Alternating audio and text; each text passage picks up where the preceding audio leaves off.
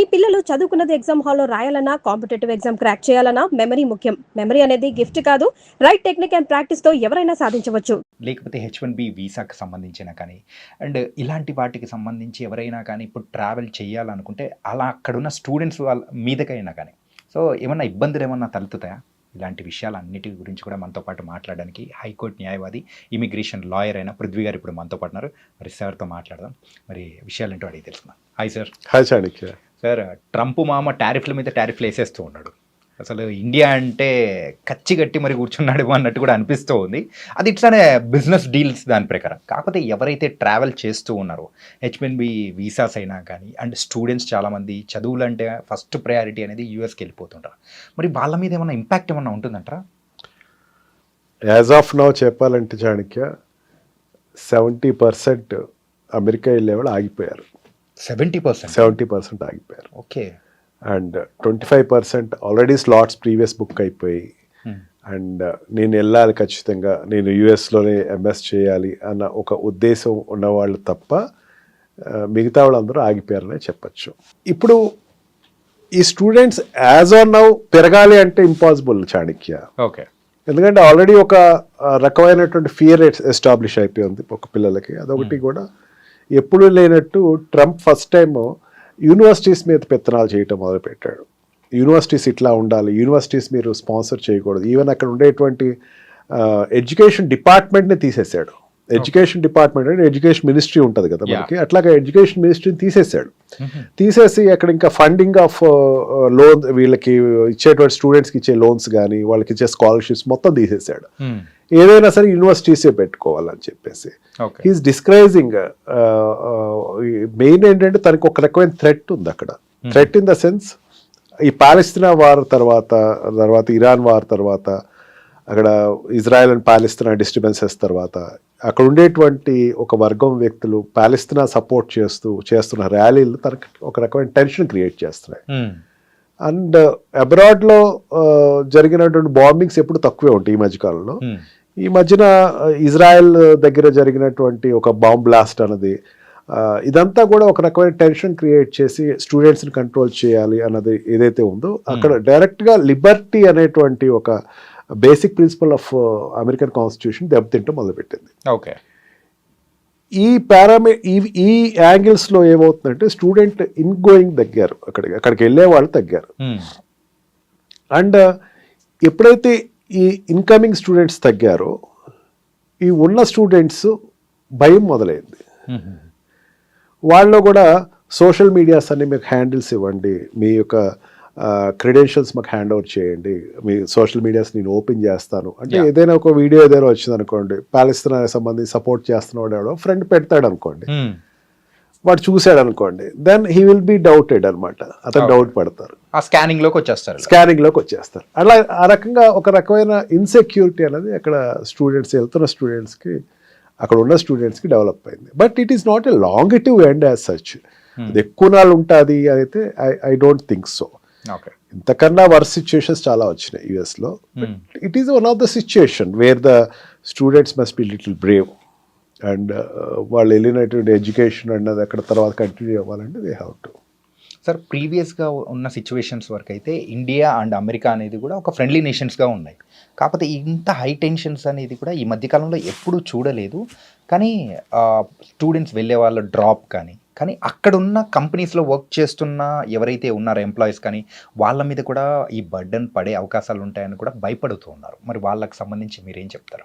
చాణక్య, ఒకటి మనం ఆలోచించాల్సింది ఏంటంటే, it is not a communist country or socialistic country. Okay. అక్కడ ప్రైవేట్ కంపెనీస్ని గవర్నమెంట్ కెనాట్ డిక్టేట్ టర్మ్స్, ఇట్లా చేయాలి. ఓకే.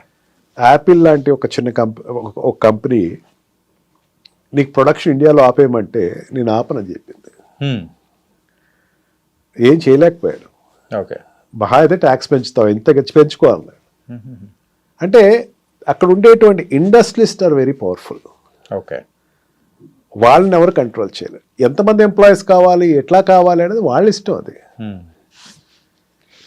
అంటే కంట్రీ సిచ్యుయేషన్స్, కంట్రీ మధ్య ఉండేటువంటి కొన్ని వాట్ కాల్ కామర్స్ సంబంధించిందో లేకపోతే ఈ బిజినెస్ సంబంధించిందో ఉండే రిలేషన్షిప్ వేరు, ఆల్రెడీ వెళ్ళిపోయినటువంటి వాళ్ళు ఆల్రెడీ వెళ్తున్న వాళ్ళ యొక్క సిచ్యువేషన్ వేరు. ఓకే. ఇప్పుడు ఏదైనా ఇండియన్ కాలేజెస్ తీసుకుందాం, ఇప్పుడు ఇంజనీరింగ్ కాలేజ్ లేకపోతే గవర్నమెంట్ కాలేజ్, మెడికల్ కాలేజ్, వాళ్ళు ఎక్కువ దేని మీద ఆధారపడతారంటే ఎన్ఆర్ఐ సీట్లకి అండ్ పేమెంట్ సీట్ల మీద ఆధారపడతారు. మీరు ఎవరైనా ఏ కాలేజ్నైనా అడగండి, ఓపెన్ ట్రూత్ అది. అక్కడ కూడా అంతే, అబ్రాడ్ నుంచి వచ్చే స్టూడెంట్స్ దగ్గర నుంచి డబ్బు డైరెక్ట్గా వస్తుంది వాళ్ళకి. ఓకే. ఈ డబ్బు అన్నది స్కాలర్షిప్లు పెట్టాలి. ఇక్కడ అక్కడ లోకల్గా ఉండేటువంటి సిటిజన్స్ నుంచి వచ్చేటువంటి స్టూడెంట్స్ ఎవరైతే ఉన్నారో వాళ్ళందరికీ డబ్బులు అది పెట్టుకోవాలి, కంట్రీ పెట్టుకోవాలి. వీళ్ళు పే చేస్తారు, వాళ్ళకి ఇది పే చేయాలి. ఓకే. ఆ బిజినెస్ పరంగా ఎడ్యుకేషనల్ బిజినెస్ ఆధారంగా చూసుకుంటే ఏ కంట్రీ కూడా ఈ అమెరికన్ ఏ యూనివర్సిటీ కూడా they won't leave that hope Indian students రానివ్వద్దు అన్నది ఆ యూనివర్సిటీస్ మెయింటైన్ చేయట్లా. ఓకే. ఇటు చాలా వరకు ఏమవుతుందంటే ఒక సోషల్ మీడియా మిస్రిప్రజెంటేషన్ అనే నేను అనుకుంటున్నాను. అంటే ఇప్పుడు మనం చూసేది అనేది కూడా చాలా వరకు ట్రూత్ తక్కువ. ఓకే. ట్రూత్కి సత్య దూరం చాలా ఎక్కువే ఉన్నాయి. Yes sir. అలాగే ఆ ట్రంప్ ఇంతకుముందు అంటే ఎప్పుడైతే గవర్నమెంట్లోకి వచ్చారో సార్, అధికారంలోకి వచ్చిన తర్వాత గోల్డ్ కార్డ్ అనేది కూడా ప్రవేశపెట్టారు కదా సార్, మరి దాని సంగతి ఏంటి సార్ ఇప్పుడు అది? Yes, gold card is going good for him. India నుంచే ఎక్కువ గోల్డ్ కార్డ్స్ పర్చేసింగ్ జరిగినాయి అని చెప్పేసి అన్నాడు. బిజినెస్ వీసా, ఈబీ వీసా ఏదైతే ఉందో అది దాన్ని తగ్గించాలనే ఉద్దేశంతో గోల్డ్ కార్డ్ అనేది పెట్టాడు. ఇంత అమౌంట్ మాకు కట్టండి, మీరు ఇక్కడ ఉండొచ్చు అని చెప్పేసి అన్నాడు.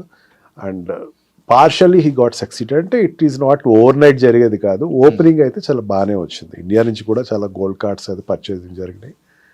గోల్డ్ కార్డ్ తీసుకున్నవాడు అక్కడ they can stay for ever, business చేసుకోవచ్చు, వాళ్ళు టర్న్ ఓవర్స్ చేసుకోవచ్చు. 10 crores రేషియో ఏదో ఉంది, 10 crores రేషియో ఉంటే they can do business there. You have to pay there to the government pay చేసుకుని నువ్వు బిజినెస్ స్టార్ట్ చేసుకోవచ్చు డైరెక్ట్గా.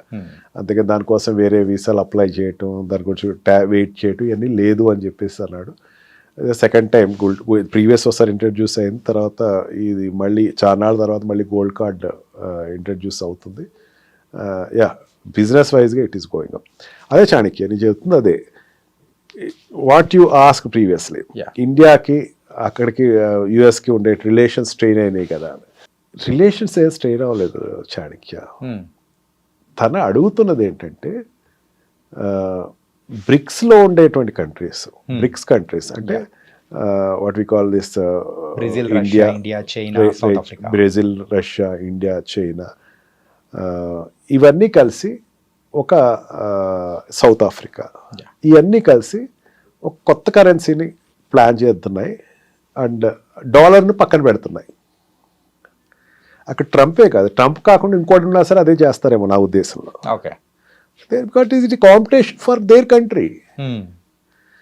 ఎంతమంది ఉన్నారు పాపులేషను ఈ బ్రిక్స్ సంబంధించినటువంటి, ఈ బ్రిక్స్ కంట్రీకి ఉన్నటువంటి పాపులేషన్ అంటే Russia, China, India and Brazil, south ఆఫ్రికాలో ఎంతమంది ఉన్నారు అనుకున్నారు? 65% ఆఫ్ పబ్లిక్ ఉన్నారు, 65% of population in the world అక్కడ ఉన్నారు. అక్కడ ఈ 5 కంట్రీస్ కంట్రీ ఇన్ఫ్లుయెన్స్ చేయదగ్గది 65% ఉన్నారు. అంటే అది పెద్ద రేషియో కదా, చాలా పెద్ద రేషియో సార్. ఇది వస్తే గనక డాలర్ యొక్క విలువ తగ్గిపోతుంది అని ఒక భయం అన్నది ఆ కంట్రీకి ఎక్స్ప్రెస్ చేశాడు. బ్రిక్స్ని డిస్కరేజ్ చేయాలి. ట్రంప్ దగ్గరే కాదు అది, అంతకు ముందు ఉన్నటువంటి బైడెన్ కానీ, అంతకు ముందు ఉన్నటువంటి వాట్ వి కాల్ ప్రెసిడెంట్స్ ఎవరైనా సరే, బైడెన్ కావచ్చు, అంతకు ముందు ఉన్నటువంటి వాళ్ళే ఎవరైనా సరే దీన్ని డిస్కరేజ్ చేశారు. ఎందుకు డిస్కరేజ్ చేశారంటే బ్రిక్స్ వస్తే వాళ్ళ వ్యాపారాలు జరగవు. ఓకే. ఈ సిచ్యుయేషన్లో ఏమైంది, ఇండియా మీద ఇప్పటివరకు లేదు, మొన్నటి వరకు లేదు. పాకిస్తాన్ ఈవెన్ సింధూర్ వార్ జరిగినప్పుడు కూడా సిచ్యుయేషన్స్ ఆర్ గుడ్. మెయిన్ మనం క్రూడ్ తెచ్చుకుంటున్నాం అక్కడి నుంచి, రష్యా నుంచి డైరెక్ట్గా క్రూడ్ తెచ్చుకుంటున్నాం, తక్కువ రేటు తెచ్చుకుంటున్నాం.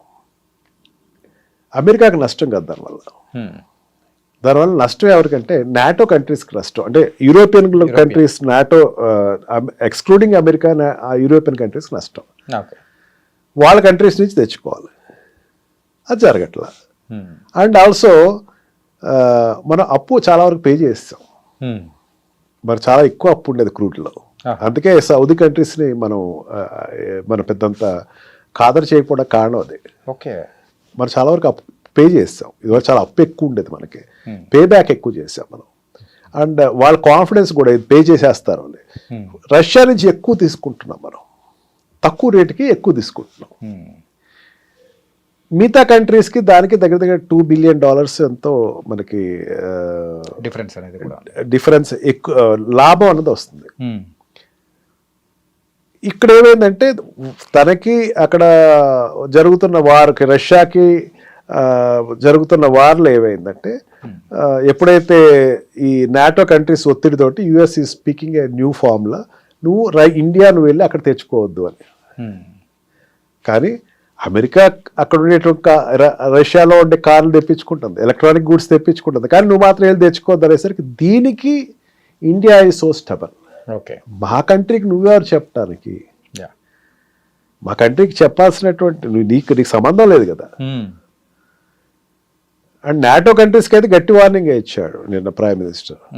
అసలు మీకు నాకు సంబంధం ఏంటి? అసలు మీరు ఎక్కడెక్కడ వ్యాపారం చేసుకుంటారు మేము అడిగాము ఎప్పుడైనా సరే. ఉక్రెయిన్ వార్కి మీకు సంబంధించింది, ఉక్రెయిన్ వార్కి మాకు సంబంధం నాటోకి సంబంధించింది. We are not the members of NATO. Right, నాటోలో మీ మెంబర్స్ కాదే అని చెప్పి చాలా గట్టి సమాధానం అయితే చెప్పడం జరిగింది. And India is very stubborn. చాలా నాళ్ళ తర్వాత ఇండియా చాలా స్టబన్ నిర్ణయం తీసుకుంది, ఎటు పక్కన వంగకుండా. బికాజ్ మన రష్యాతో ఉండేటువంటి రిలేషన్షిప్ ఎక్కువ. మనం ఈ రోజున 70% what we call aircrafts ఏదైతే ఉన్నాయో, డిఫెన్స్ ఎయిర్ క్రాఫ్ట్, దాని మీద ఆధారపడి ఉన్నాయి. ఇప్పటికీ ఇక్కడ రీసెర్చ్ జరుగుతున్నాయి. They are supporting us. And Russia మన పక్కన ఉంటే చైనా మన కంట్రోల్లో ఉంటుంది, అది మర్చిపోవద్దు మనం. చైనా కొంచెం ఏదైనా ఎదురు తిరుగుతుంది అన్నది ఏదైనా ఉంటే Russia will control it, situation control చేస్తుంది. అందులో that's why Modi is going to China very soon. It is one of the good indication. China తోటి ఎప్పుడు మనం యుద్ధం పెద్దగా పెట్టుకోకూడదు, ఎందుకంటే పెద్ద కంట్రీ కాబట్టి. ఈ రెండు కంట్రీస్ సపోర్ట్ ఇచ్చినంతసేపు పెద్ద ప్రాబ్లం ఏం కాదు మనకి. ఈ అక్కస్తో ఏమైందంటే ఒకసారి 50% టారిఫ్ పెంచింది. కొన్ని sectors there is loss, but కొన్ని సెక్టర్స్ ఆక్వా ఫీల్డ్ లాస్ వస్తుంది. గోదావరి జిల్లాలకు ఉండేటువంటి ఆక్వా ఫీల్డ్ ఎక్కువ, వాళ్ళ ఆక్వా ఫీల్డ్ మీద ఆధారపడతారు, వాళ్ళకి కొంచెం లాస్ వస్తుంది. అండ్ టెక్స్టైల్ ఇండస్ట్రీస్ కొన్ని లాస్ అవుతున్నాయి. అండ్ ఫార్మా ఇండస్ట్రీస్, మెయిన్గా ఫార్మా ఇండస్ట్రీ మనకి ఇక్కడ ఉండేటువంటి మోడీ డ్రగ్స్ ఏదైతే ఉన్నాయో ఎక్కువ అక్కడ సేల్ ఉంటుంది, వాటికి కొంచెం ఉంటుంది. బట్ ఫార్మాకు అయితే తన లిబర్టీ ఇచ్చాడు, దీంట్లోంచి ఈ 50%లో ఫార్మా తీసేస్తున్నారు, ఎందుకంటే వాళ్ళకి అవసరం. ఓకే, తనకి ఏదైతే అవసరం అదే ఎక్కువ నాళ్ళు ఇది ఉంటుంది అని అయితే నేను అనుకోవట్లేదు, ఎందుకంటే కంట్రీ లాస్ వాళ్ళకి, మనకన్నా లాస్ వాళ్ళకి ఎక్కువ ఉంటుంది. ఓకే, అండ్ డైమండ్స్కి సంబంధించినటువంటివి కొన్ని సెక్టర్స్ అయితే ఇట్ క్లియర్లీ కొంచెం లాస్ అయితే ఉంటుంది. This is called commerce. Relationship is different. ఈ రోజున మనం పాకిస్తాన్ తోటి యుద్ధానికి వెళ్తే అమెరికా భారతదేశానికి సపోర్ట్ ఇచ్చే పరిస్థితి ఉంది. And also for any other activities America ఇండియాకి సపోర్ట్ ఇస్తా, ఆ ప్రాబ్లం ఏం లేదు. Commerce is difference. ఓకే, వ్యాపారమే. అందుకే దానికి దీనికి సంబంధం పెట్టక్కల. And the students and the employees which are existed there in America, నేనైతే చాలా వెరిఫికేషన్ అయితే చేసుకుంటా ఉంటాను. మీరు చెప్తే నమ్మొచ్చానికి రోజుకి ఒక 5-6 నా క్లయింట్స్ వెరిఫై చేసుకుంటాను అబ్రాడ్లో, యూఎస్లో. ఓకే, సిచ్యువేషన్ అట్లా ఎక్కడేం లేదు అసలు అంటారు వాళ్ళు. They are very cool. Students also very cool. మన ఐడిఎం ద్వారా చెప్తున్న parents of students, don't get worried, your children are safe. They will be the safest people because they are in liberal country, not communist country or socialistic countries. Nice sir. ఏంటంటే అక్కడికి వెళ్ళిన తర్వాత parents ఇక్కడ ఉన్న వాళ్ళు చాలా వరకు భయపడుతూ ఉంటారు. అరే పేపర్లో ఇన్ని రాస్తూ ఉన్నారు, అసలు వీడియోస్ ఏమో ఇన్ని వస్తూ ఉన్నాయి, అరే ఇన్ని టారిఫ్లు వేస్తున్నాడు, ఈరోజు ఇలా ఉందంటే రేపు శత్రు దేశంగా చెప్తాడేమో, ఇలా చాలా మిస్కన్సెప్షన్స్ అనేది కూడా ఉన్నాయి. దానికి మాత్రం you are the perfect person to say that answer. And చాలా చక్కగా చెప్పారు sir. So thank you so much sir. Thank you. నిజంగా ప్రస్తుతం ఉన్నటువంటి సమాజం దేనికి ప్రయారిటీ ఇస్తుంది? ఆర్థిక సంబంధాల చుట్టూ మాత్రమే తిరుగుతోంది. మళ్ళీ ఎన్నికలంగానే చాలా విరక్తి కలుగుతాం. మంచి అనిపిస్తుంది కదా, లేడీస్ కూడా ఛాలెంజింగ్ జాబ్స్ చేసినప్పుడు చాలా బాగుంటది. ట్రాఫిక్ అసిస్టెంట్స్ గా నియమించిన ట్రాన్స్జెండర్స్ అందరితో సాల్యూట్ చేయించుకుంటున్నారు. ఫుడ్ డెలివరీ ఇవ్వటానికి వెళ్ళినటువంటి డెలివరీ బాయ్ అనిల్ పై కళ్ళ ముందు పెళ్ళండి